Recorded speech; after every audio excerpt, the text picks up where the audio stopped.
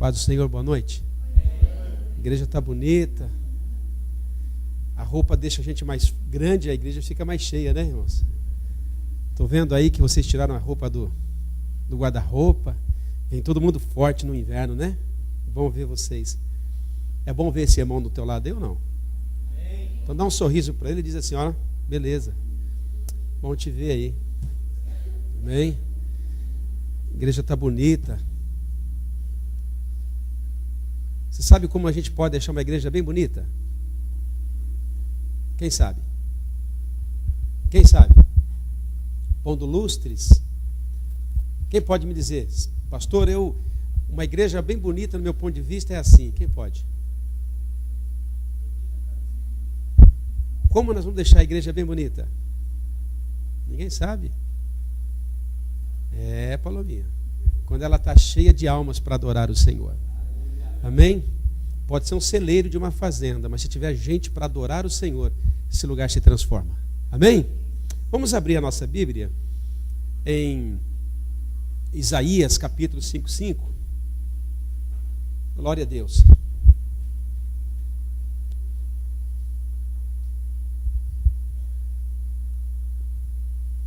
E o versículo 6, nós vamos estar lendo a partir dele, uma palavra interessante que Deus tem dado para a gente.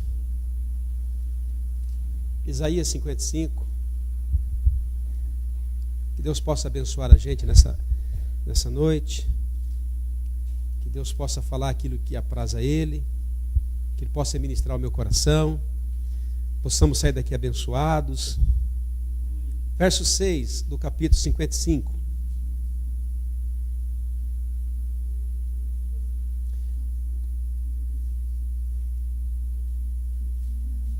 Capítulo 55 de Isaías, versículo 6, a partir. Amém? Abra o seu iPad, o seu iPhone, seu iMac, sua Bíblia, lança no telão, faz tudo aí para você ler a palavra. Diz assim o versículo 6. Buscai ao Senhor enquanto se pode achar, invocai enquanto Ele está perto. Deixe o ímpio o seu caminho, e o homem maligno os seus pensamentos, e se converta ao Senhor, que se compadecerá dele. Torne-se para o nosso Deus, porque grandioso é em perdoar. Porque os meus pensamentos não são os vossos pensamentos, diz o Senhor, nem os vossos caminhos são os meus caminhos, diz o Senhor.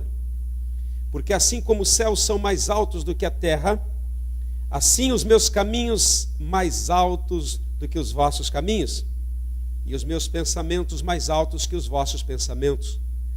Porque assim como desce a chuva e a neve do céu, e para lá não tornam, mas regam a terra, e faz produzir e brotar, e dar semente ao semeador, e pão para o que come, assim será a minha palavra, a palavra que sair da minha boca, ela não voltará vazia para mim, antes fará o que apraz e prosperará naquilo para qual a enviei. Vamos orar? Pai querido, te damos graça. Pedimos que o Senhor ilumine o nosso entendimento, ilumine o nosso coração. Fala conosco, Pai, estamos aqui sedentos da tua palavra. Estamos aqui, ó Pai, ansiosos para que o Senhor ministre os nossos corações. Fale conosco, trabalhe conosco, para que possamos crescer um pouco mais na tua santa presença. Pai, este pregador, ó Pai, pede a tua misericórdia, a tua ajuda, Espírito Santo, para transmitir a tua palavra, porque, ó Pai, nós não estribamos nos nossos próprios entendimentos e conhecimento. Nós não estamos estribados na nossa força. Nós somos carentes, ó Pai, da tua graça e da tua misericórdia. Nós precisamos da tua ajuda e do teu poder e da manifestação da glória do Senhor neste lugar. Fala conosco, Pai, que possamos reconhecer a tua voz, porque a tua palavra diz, ó Pai, que o pastor, ele fala, Senhor, e o rebanho conhece a sua voz. O Senhor é o pastor dos pastores, o Senhor é o sumo de todos, ó Pai, e nós nos rendemos a ti, nos rendemos à tua palavra. Nós nos aquietamos, Senhor, nesse momento, Ó Pai, diante daquilo que vem do céu para a nossa vida, fala conosco, que este homem a qual, ó Pai, é o teu servo, instrumento seu aqui nesta noite, possa, Deus, deixar o entendimento dele ao teu mercê, possa deixar o coração dele ao teu mercê, possa deixar a vida dele, ó Pai, na tua disposição, para que o Senhor possa fazer aquilo que te apraz. Pai, que eu possa me inclinar para o teu Espírito Santo, que eu possa inclinar para o Espírito, para que eu possa ter vida e paz nesse momento, para, ó Pai, com seriedade, Pai, para com simplicidade, com honestidade, ministrar a tua palavra. Nós te agradecemos, amado Espírito Santo, e te damos a liberdade para que o Senhor venha trabalhar nas nossas vidas.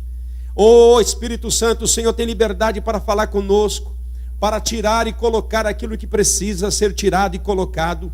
Nós, ó Pai, nos entregamos nas tuas mãos. Nós somos como ofertas vivas no teu altar nesta noite. E eu te peço, fala conosco, no nome precioso de Jesus. Continua trabalhando na nossa vida, em nome de Jesus. Amém. Amém, igreja? Amém.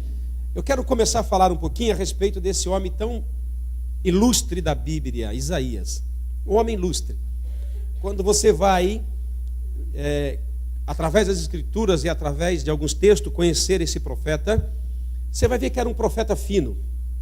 Você vai ver que era um profeta, não era um profeta como, por exemplo, grande profeta esse, mas não era igual, João Batista. Quando Deus vai falar de João Batista, ele diz, vai no deserto, vê uma cana que é agitada pelo vento. Isaías era diferente, Isaías era refinado, Isaías era cultíssimo, Isaías era um cara 10. Isaías, ele era do palácio, conselheiro do rei nas áreas políticas, era filho de Amós. Isaías era um homem acostumado a trabalhar com o escalão de última classe, escalão lá de cima. Ele estava enrustido ou colocado naquele palácio dos reis, e ele vem, Deus o levanta e coloca nele uma incumbência. E o livro de Isaías, ele se resume exatamente nisso. Ele tinha tríplice função. A primeira era trazer exortação para o povo que se afastava de Deus porque se esquecia de Deus. Diga para mim, tem como se esquecer de Deus? Não, mas eles se esqueciam de Deus constantemente. Então Deus levantava profetas para exortá-los, e a exortação, a única função dela é trazer de volta para Deus. E a outra que você pode ver é que ele profetizava que haveria uma geração futura, que seria uma geração totalmente diferente. E a terceira aspecto que você vê, ele trazia uma profecia dizendo que viria o Messias. Viria alguém, que esse alguém seria diferente de todos que já existiu. Este alguém remeria o teu povo, este alguém morreria pelo teu povo. Então Isaías era um homem tremendo. E todo homem tremendo e extremamente usado por Deus, ele é super abençoado até na morte, amém? Quem é usado por Deus, quem quer ser instrumento de Deus, é abençoado até na morte, porque ele não morre, passa da morte para a vida. Mas para passar da morte, que é essa vida, para a vida com Deus, precisa sentir a dor dessa morte aqui. E Isaías foi cerrado no meio, por um dos reis, a qual não suportava aquela profecia de exortação da parte do profeta. Então ele foi martirizado, cerrado ao meio, e assim ele dormiu aqui e ressuscitou lá no céu com Jesus Cristo. Qualquer dia desse a gente vai estar com ele, e bem de pertinho nós vamos conversar com ele, ele vai falar para você a história dele, amém? E eu quero retirar desse texto algo real, algo importante para nós, para que possamos praticar, para que possamos viver, para que possamos ser melhor, para que possamos ser heróis da fé, amém? Quem quer ser heróis da fé? A gente não vai entrar no cano bíblico, mas a gente pode entrar nos heróis da fé. E esse homem aqui não entrou. Você não vê lá Isaías, mas você vê que ele fala em verso 37, que eles foram martirizados. Eram homens que a terra não era digna de ser pisada por eles. E eles preferiram a morte do que negar a Cristo, a Jesus e a Deus. E nós queremos retirar aqui algumas coisas para nós esses dias. E a primeira coisa que eu quero observar com você aqui é que Isaías, ele está profetizando e ele diz assim, olha, no versículo de número 1, no versículo de número 6, buscai o Senhor enquanto pode, buscai ao Senhor enquanto se pode, o que mais? e invocai enquanto ele está perto. E a primeira coisa que eu quero começar a trabalhar com você é essa: é tempo de buscar ao Senhor. É tempo de buscar, porque a Bíblia diz que temos que buscar enquanto ele está perto. Isso quer dizer que haverá um tempo que não teremos oportunidade de buscá-lo. Por isso que é necessário que a igreja entenda que é tempo de buscar a Deus e constantemente buscar a Deus com intensidade. Buscar a Deus, eu vou tirar a palavra intensidade porque alguns não entendem, mas buscar a Deus com sinceridade.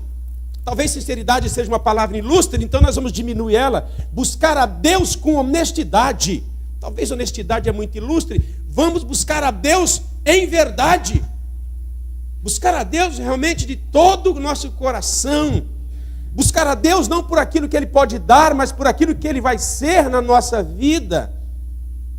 É tempo de buscar. É tempo de se aproximar. É tempo de sentir realmente que Deus é real, é verdadeiro. Porque nós estamos vivendo um tempo que todo mundo crê em Deus, mas crê de uma maneira tão distante. E Deus não quer isso. Deus quer que você se aproxime dEle cada dia mais, até que a manifestação e a glória dEle seja tão real na sua vida, que automaticamente você manifeste a presença dEle em qualquer lugar. Olha para o teu irmão e diga assim: olha, é tempo de buscar a Deus. Jeremias 29, verso 12 diz assim: então me invocareis e passareis a orar a mim, e eu vos ouvirei. Buscar-me-eis e me achareis, quando vocês me buscar de todo o vosso coração. Ele diz assim, Isaías dizendo: serei achado de vós, diz o Senhor, e farei mudar a vossa sorte. E congregar-vos-ei de todas as nações, de todos os lugares, para onde eu vos lancei, diz o Senhor, e tornarei trazer ao lugar da onde vocês foram tirados. É tempo de buscar a Deus, é tempo de aproximar-se do Senhor. É tempo de nós realmente conhecer Ele de fato. Sabe, irmãos, é um tempo que não dá mais para viver pela fé do marido. Um dia eu pedi oração para o irmão e ele falou assim: pastor, não vou orar não, porque eu não estou orando nem por mim. Não dá mais para depender de oração de ninguém. Homens, não é tempo de viver da fé da esposa, ou dos filhos, ou da mãe, ou do pastor, menos ainda. É tempo de buscar a Deus, para que possamos ver a face dEle, para que nós possamos olhar para nós e dizer: eu sou crente. Por que eu sou crente? Porque eu conheço o meu mestre, eu conheço o meu Senhor, eu conheço o meu Deus. A Bíblia diz que se nós buscarmos, nós teremos encontrado, nós o acharemos. E quando de fato a gente tem um encontro com Deus, a nossa vida ela é cambiada, ela é mudada, ela é transformada. Ela é totalmente impactada pelo poder de Deus. É isso que Deus está nos chamando a fazer nesses dias. Parar as atividades, sabe? Dar e assumir para a máquina de lavar roupa que constantemente tira o seu tempo, sabe? Tirar a barriga, talvez ali do fogão, e parar de fazer um pouco de comida e dar um pouco de tempo para Deus, para que você o conheça, para que você realmente seja impactado por Ele. Sabe? É tirar um pouco das preocupações que nem um fio de cabelo faz com que fique na sua cabeça, e começar a dar um pouco mais de tempo para buscar o Senhor. Porque se preocupar mudasse alguma coisa, eu seria um homem sem dificuldades nenhuma. É tempo de buscar a Deus, é tempo de nos aproximar dEle, é tempo de vir para a igreja, irmãos. Vir para a igreja subir escada. Eu gosto de igreja que tem escada. E quando eu vou numa igreja que tem escada como a nossa, eu vou subir no degrau e falando: Senhor, eu podia te encontrar hoje aqui nessa igreja, o culto podia ser diferente, as coisas poderiam ser diferentes, o Senhor poderia se manifestar a sua glória hoje aqui nesse lugar. E é isso que Deus quer. Deus quer que nós entremos aqui e creiamos plenamente que como chove lá fora, e quando chove lá fora, nem o guarda-chuva nos protege 100%. Ele quer que aconteça também essa chuva, esse derramar, esse poder de Deus aqui nesse lugar. Por mais que venha gente com guarda-chuva, mas não vai impedir de ele receber, nem que for um pouco da glória de Deus nesse lugar. É tempo de buscar o Senhor com sinceridade. É tempo de buscar a Deus com honestidade. É tempo de buscar a Deus com verdade. É tempo de buscar a Deus com simplicidade. É tempo de buscar a Deus realmente com todo o nosso ser, de todo o nosso coração. O profeta Isaías vai dizendo: olha, ore ao Senhor e você vai encontrar. Busque a Ele e você vai achar. Ele está bem perto de você. Nós estamos vivendo um tempo especial.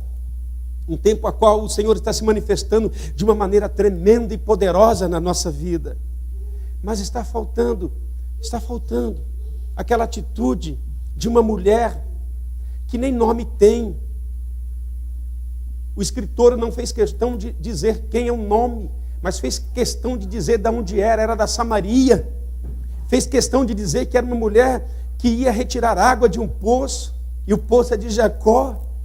Mas não fez questão de colocar um nome nela, mas fez questão de ressaltar que essa mulher, quando ela se encontra com Deus, ela volta para sua casa e traz a cidade aos pés do Senhor.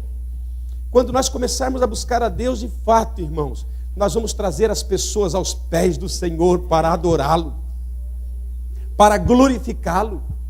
Sabe, pode começar hoje, pode começar aqui, pode começar agora, pode começar nesse exato momento, que Deus está falando, que é um tempo especial que Ele está te dando, de uma pátria diferente para você buscá-lo de todo o teu coração. Isaías diz: busque enquanto Ele está perto. Isso quer dizer que um dia Ele vai estar longe. Busque-o, invoque-o, enquanto se pode achar. Então terá um dia que as pessoas não acharão. E o que nós estamos fazendo, meus irmãos, com esse tempo que está perto, com esse tempo que nós podemos achar? Nós temos que buscá-lo com intensidade, buscá-lo com verdade, sabe? Não buscá-lo para curar, mas buscar para que Ele possa ser esse Deus tão especial na nossa vida. Aqui nesse texto eu consigo ver outras coisas que eu coloquei no meu iPad. A outra coisa que eu consigo ver, e eu quero dizer para você, é a seguinte: que quando você busca Deus, quando você procura Deus, e quando você se entrega a Deus, quantos já se entregaram a Ele? A gente começa então a ter desejo, a ser despertado, ou ter vontade de começar a andar como Deus. Como é que é isso, pastor? Andar como Deus? Eu vou ser Deus? Não é isso. Andar da maneira que Deus quer. Nós começamos a buscar a Deus e começa a existir um desejo no nosso coração de andar na vontade de Deus, de fazer a vontade de Deus, de fazer o desejo de Deus, de fazer aquilo que Deus quer. E em pessoas que isso não acontece, é porque ela ainda não teve um encontro com Deus. Porque quando você encontra com Deus, começa, nem que for pequenininho, o desejo de andar na vontade de Deus e de fazer aquilo que Deus está te pedindo. Em Jeremias 29:11, a Bíblia diz assim: eu é que sei os pensamentos que tenho a respeito de vós, diz o Senhor, pensamentos de paz e não de mal, para dar o fim que desejais. Nós começamos a querer buscar a Deus, nós queremos pedir que os sonhos de Deus sejam realizados na nossa vida, e quando isso começa a acontecer na nossa vida, as nossas vontades começam a se chocar com as vontades de Deus. Os meus sonhos começam a se chocar com os sonhos de Deus. Todos vocês, todos nós, viemos aqui com sonhos pessoais. E os sonhos, quando você começa a perguntar, os sonhos são o mesmo. Sonhos pequenos. Os nossos pensamentos são pequenos, mas os pensamentos de Deus são mais altos que o nosso. Os caminhos de Deus são mais altos do que o nosso. Enquanto eu vinha com um pensamento, com um desejo, com um sonho, com uma vontade, Deus tinha sonho, Deus tinha pensamento e tinha vontade com respeito à minha vida e à sua. E esses pensamentos são mais altos que o nosso. Quando eu penso de fazer algo, Deus diz, é pequeno, eu penso maior do que você, eu tenho projetos para a sua vida, eu tenho uma missão para a sua vida. É por isso que quando você começa a caminhar com Deus, você vem aqui para fazer algumas coisas e de repente parece que está mudando. Parece que está mudando, pastor. Eu programei para ir voltar para o Brasil em 1 ano, mas já estou 2, parece que eu não sei o que Deus quer de mim. A sua vontade está se chocando com a vontade de Deus. Exatamente para que você possa entender que a vontade de Deus para a sua vida é maior do que a sua própria. Que o sonho de Deus é maior do que o nosso e o seu próprio. Deus tem pensamentos a respeito de vós. E os pensamentos são maiores do que qualquer outro pensamento terreno. Deus tem projetos maiores para as nossas vidas.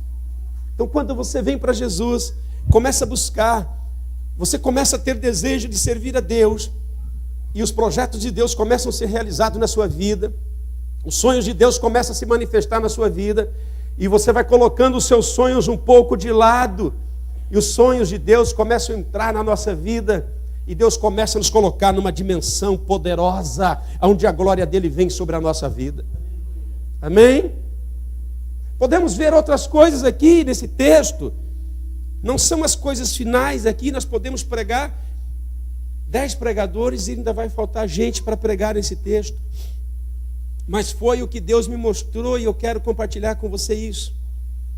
Temos que buscar a esse Deus, é tempo de se aproximar, é tempo de buscar a vontade de Deus, é tempo de parar de buscar o homem de Deus para a nossa vida e começar a buscar a Deus para ver qual é o propósito dele para a nossa vida. Irmãos, é tempo de parar de buscar melhores salários, melhores empregos e começar a buscar a Deus em primeiro lugar. Irmãos, é tempo de parar de se preocupar com a poupança que você tem e começar a colocar a poupança nas mãos de Deus.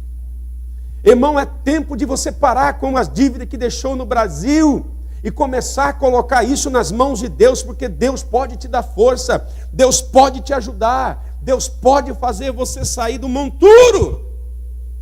É tempo de nós deixarmos que a vontade de Deus nos encontre, os projetos de Deus nos encontre, os sonhos de Deus nos encontre, para que nós possamos ser poderosamente usados por Deus. Outra coisa que eu quero ressaltar aqui e mostrar para você é uma pergunta. Será que nós podemos ter os pensamentos de Deus? Porque nós somos críticos. Você pode ver que eu estou pregando, tem gente analisando o que eu prego. É assim com todo mundo. Quando a gente senta para ouvir, a gente vê tudo. Todo mundo é crítico, irmão. Mas a pergunta é: se Deus tem uma vontade a respeito de nós, se Deus tem uma maneira que Ele quer que nós andemos, como que eu vou entender essas vontades? Porque as minhas vontades não querem Deus. Hoje eu estava aqui e eu saí para fora e disse assim: que dia preguiçoso. Isso parece o dia da preguiça. Sabe o que Deus falou para mim? Você não vai acreditar. Deus me corrigiu. Eu não criei dia de preguiça. Eu não criei. Não existe dia alegre. Não existe dia triste. E não existe dia de preguiça. Existe preguiçoso, que até o dia ele quer colocar o nome do dia da preguiça. Existe gente preguiçosa, existe gente desanimada, existe gente triste. E de vez em quando parece que o sol brilha para ela e fala: ai, que alegria, que dia alegre. Não existe, dia a dia para todo mundo. Enquanto você sorri, o outro chora. Enquanto você recebe, o outro perde. Enquanto alguém morre, o outro nasce. Deus fez o dia e o dia é igual para todos. Todos nós, irmão. Então é tempo. Será que nós podemos ter a mente de Cristo? Será que um homem como eu, uma mulher como você, pode pensar como Deus? Pode realmente receber a vontade de Deus para realizar algo dele aqui na terra? O escritor a Romanos capítulo 12, ele vai explicar para a gente. Ele diz assim no capítulo 12, verso 1, ele diz assim: eu rogo-vos, quem conhece? Eu rogo-vos, pois irmãos, pela misericórdia, pela misericórdia de Deus, que apresentei os vossos corpos em sacrifício vivo, santo, agradável a Deus, que é o vosso culto racional. E verso 2: e não vos conformeis com este século, mas transformai-vos pela renovação da vossa mente, para que experimentei qual seja a boa e perfeita, agradável vontade de Deus. Dá para nós experimentarmos a Deus. Dá realmente para nós sabermos quem é Deus. E dá para ter a mente de Cristo. A Bíblia diz que nós temos a mente de Cristo. Nós temos a mente de Cristo. A igreja precisa ter a mente de Cristo. O que é isso, pastor? A mente de Cristo é você realmente se apoiar na palavra de Deus revelada. Quando alguém diz, vai morrer, você vem para a Bíblia e diz assim, mas se Deus quiser eu posso viver. Quando alguém diz, não dá certo, você olha para a Bíblia e diz assim, mas se Deus agir, dá. Alguém diz para você, não vai, nada se realiza. Você olha para a Bíblia e diz assim, se Deus entrar na história, a história muda. Isso é ter a mente de Cristo, é começar a pensar nas coisas de Deus, é começar a pensar, e Deus nos exorta dizendo assim, ei!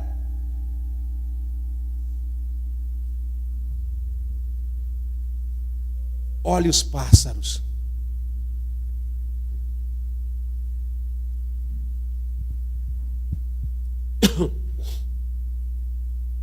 Olhe os pássaros.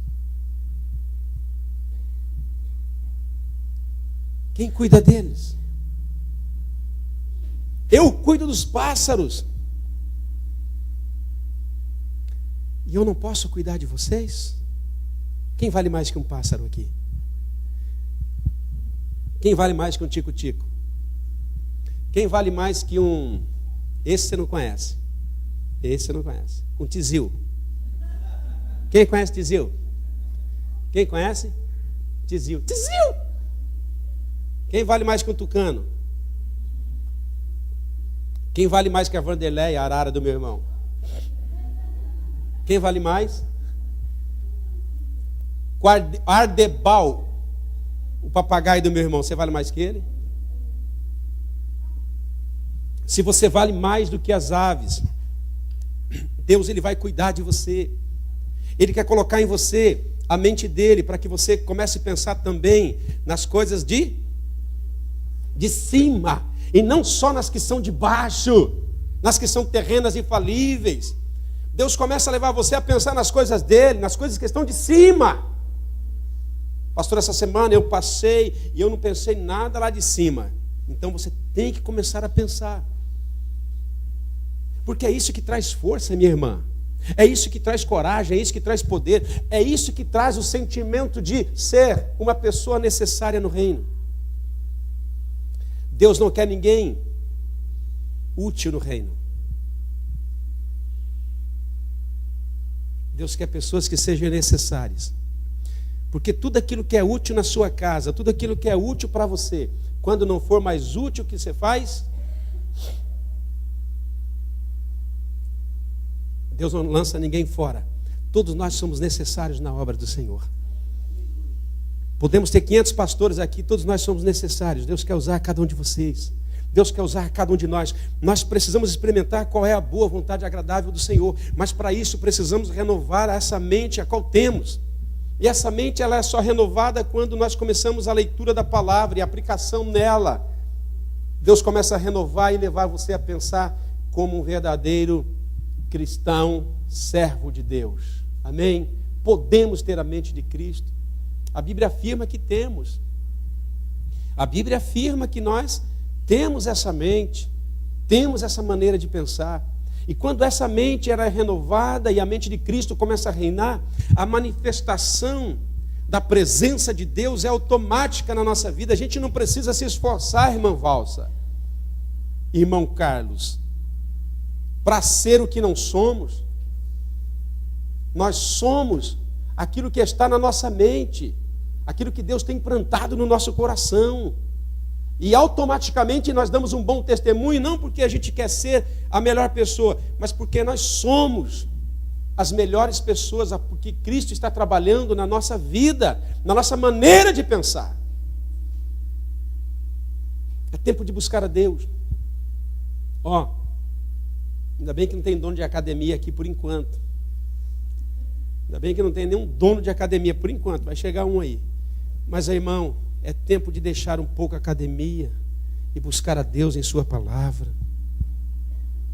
Irmãos, é tempo, irmãs, de se preocupar, é tempo de deixar de se preocupar com a sua aparência e começar a buscar uma aparência melhor espiritualmente. É tempo de deixar, irmão, a maquiagem um pouco de lado e falar: Deus, resolve a questão do meu coração, da minha vida. Pastor, é tempo de deixar de se preocupar tanto com os irmãos, com a vida deles, e se preocupar mais em buscar a face do Senhor. É tempo de nós andarmos na vontade de Deus. E para nós terminarmos, eu vejo que é um tempo especial, irmão. Eu posso ver aqui nesse texto, que quando Isaías começa a falar, Isaías está profetizando. Olha que interessante, Isaías está profetizando, mas hoje nós estamos vivendo a profecia cumprida na nossa vida. O Messias veio, o Cristo veio, o Cristo padeceu, ressuscitou, o Cristo está no meio de nós, irmão. Vale a pena morrer por Cristo. Irmão, vale a pena você se entregar por Ele. Vale a pena você ser dele. Vale a pena, irmão, você dar o controle da sua vida para Ele, porque esse Deus não nos abandona. Eu vejo aqui nesse texto que também é um tempo de nós termos um compromisso maior com o Senhor. Pessoas compromissadas. Nós estamos carecas e cansados de ouvir acerca de avivamento, mas ainda não estamos entendendo o que é avivamento. Um diz que é grito, outro diz que é pulo, outro diz que é samba, outro diz que é isso, outro diz que é aquilo. Mas quando você vai na Bíblia, irmão, avivamento nada mais é do que as pessoas se comprometendo com Cristo, as pessoas se comprometendo com a palavra, as pessoas se aproximando mais de Deus. Não tem estudo, não tem teologia que faça você ser alguém.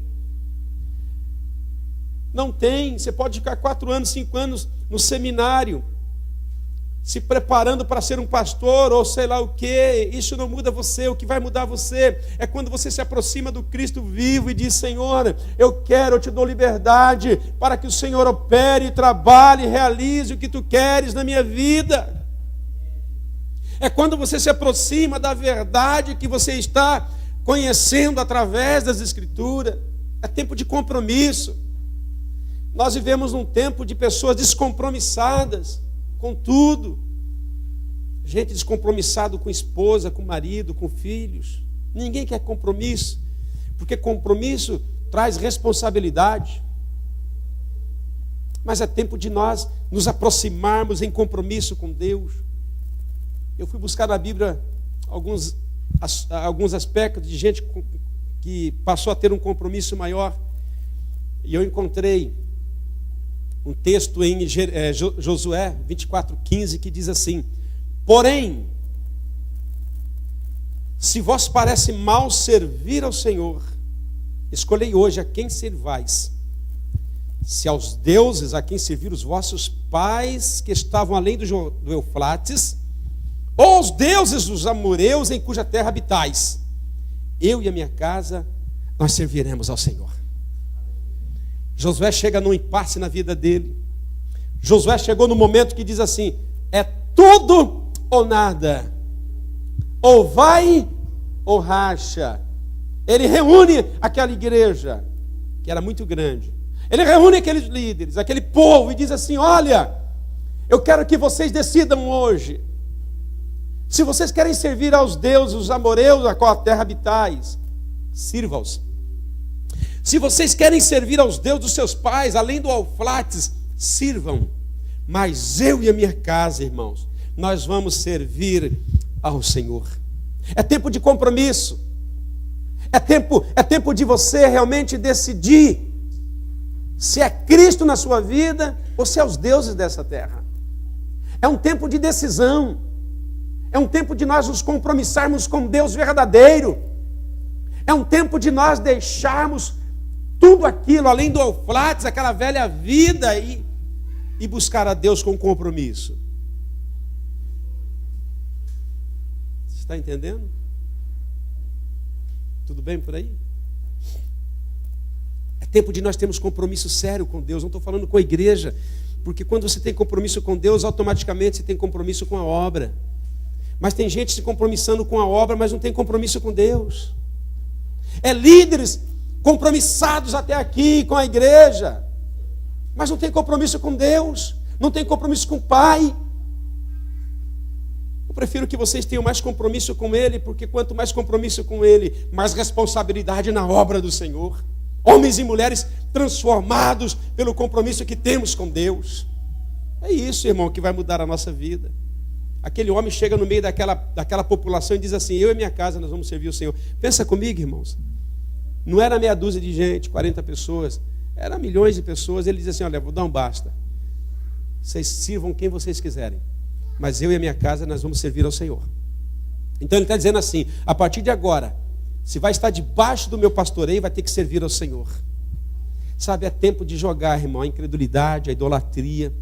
É tempo de deixar os deuses e buscar o Senhor do Senhor e o Rei dos Reis, o Todo-Poderoso. Amém? E eu termino em 1 Reis, capítulo 15, capítulo 18, aonde vai acontecer um grande impasse na história.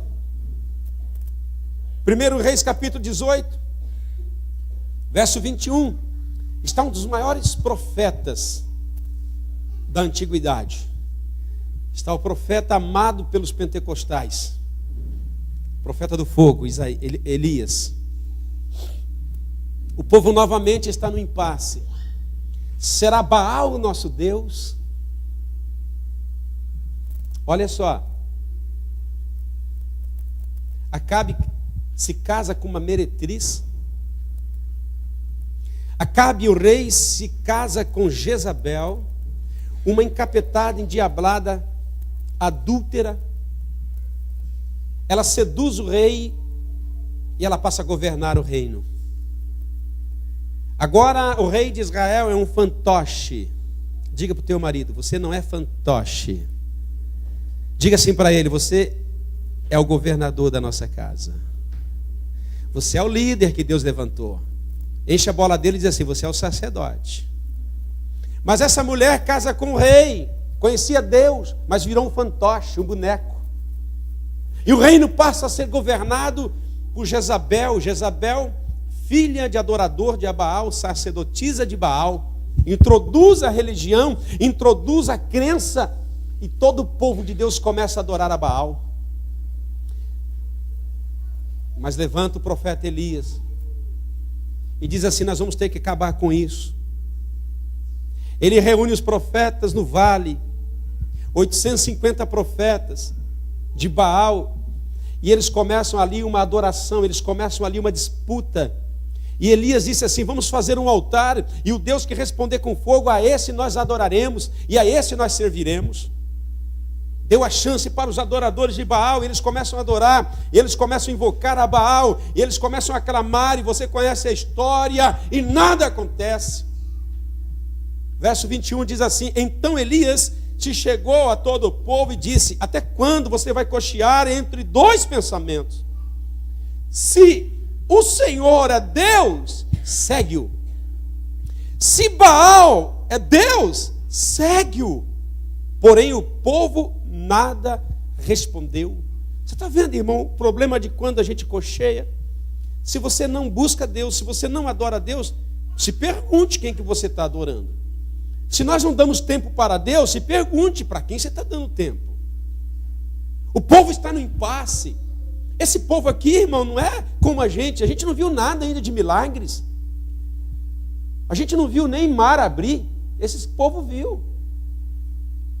Esses caras aqui comiam pão que vinha do céu, irmão.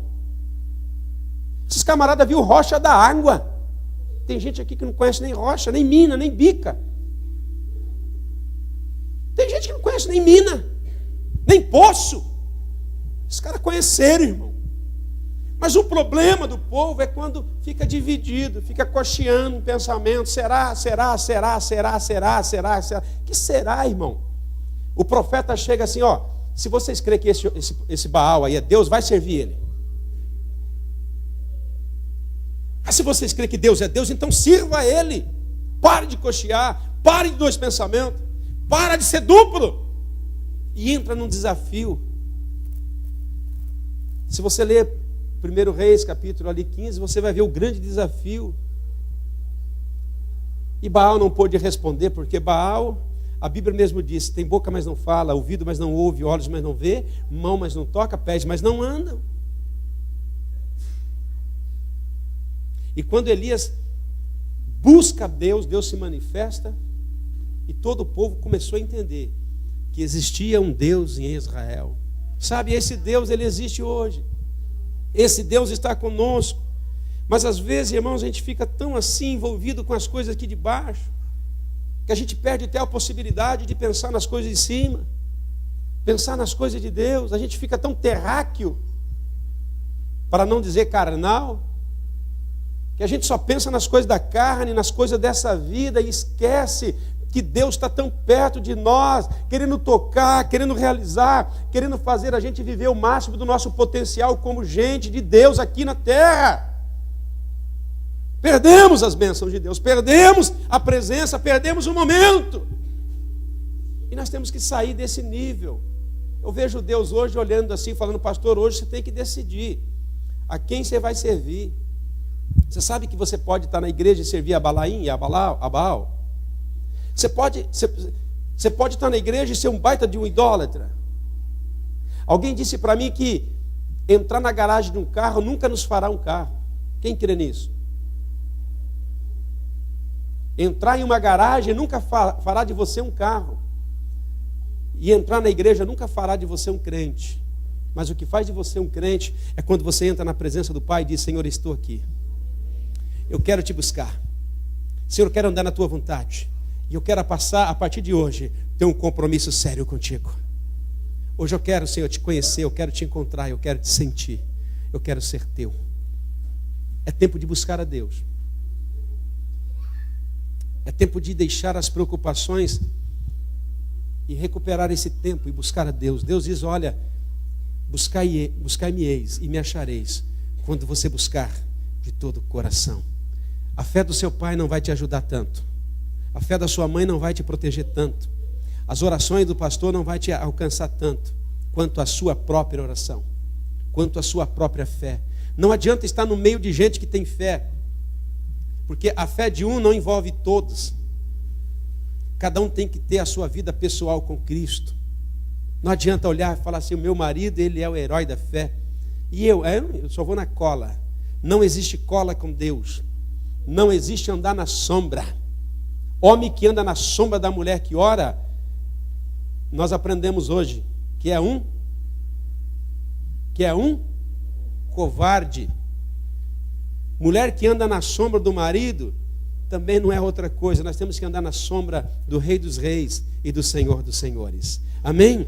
Pastor, parece que é uma palavra exortativa, parece que é uma palavra que quer mexer comigo, parece que é uma palavra que quer me trazer mais perto de Deus. Se é assim, ok. Pastor, essa palavra não falou comigo? Joga no lixo. Você não é obrigado, irmão. Talvez nem tudo que está falando aqui está falando com você. Talvez se você está 100%, não sei. Mas eu quero dizer para você, se Deus está falando contigo,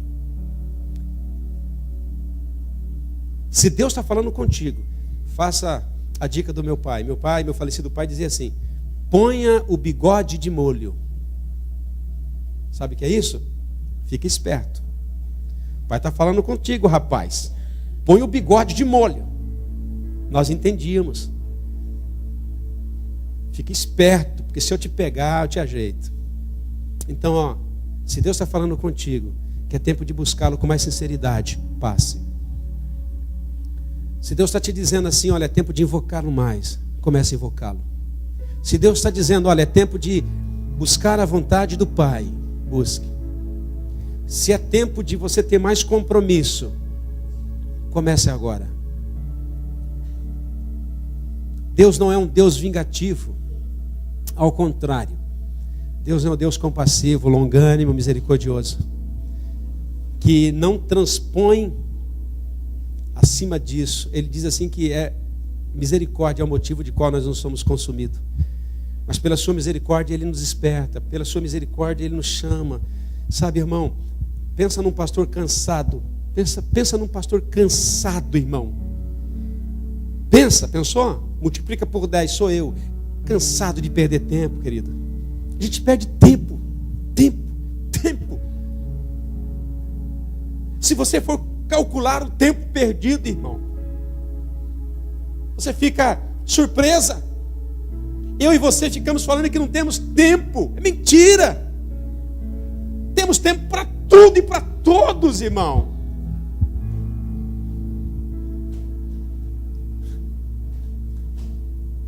Brincadeira. Você vai no salão de beleza. Vou falar, irmão. Tem que falar. Tem que falar isso. As irmãs me perdoem, eu amo vocês. Igreja que tem mulher é uma bênção. Mas eu tenho que falar, irmãos. Eu não tenho nada contra isso, mas eu tenho que falar. Deus, eu podia me livrar de algumas coisas, eu não quero brigar com esse povo. Mas você senta o traseiro numa cadeira, fica 8 horas alisando essa peruca. Rapaz do céu. Acho que Deus preferia a gente tudo careca e dando 8 horas para Ele. Pensa bem, irmão. Esse estilo para todo mundo aqui na igreja. Olha que bonito. Os homens, as mulheres, estão carequinha igual eu. E 8 horas agora eu dou para Deus. É alisamento? É alongamento? Nem sei mais o que tem. Você fica 8 horas. É esticamento? Tintura? Destintura? E a gente não senta. Você não senta, irmão.